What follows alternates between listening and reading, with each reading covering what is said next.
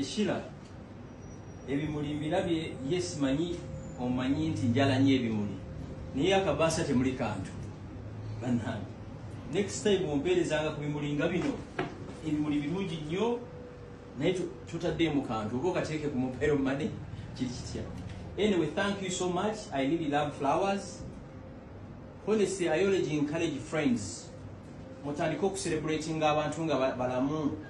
Mulekerawo okutwala ebimuli ku ntaana z'abantu, mulekerawo okutwala ebimuli ku keesi za A+. Omuntu oba omwagala nnyo mu celebrating nga akyali mulamu. Tewali kigaana ku surprisinga muntu na bimuli nga bino.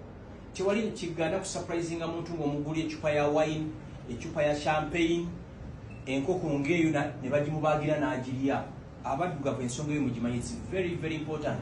It pains me every day okulaba nga mu celebratinga bannaffe nga bamaze okufa ne muboogera buli kirungi naye nga bwe baali bakyali ku nsi kuno. None of you cared. None of you cared. So thank you so much. Shira weebale nnyo ne mobile money nkyagirinda muno, nkyagirinda.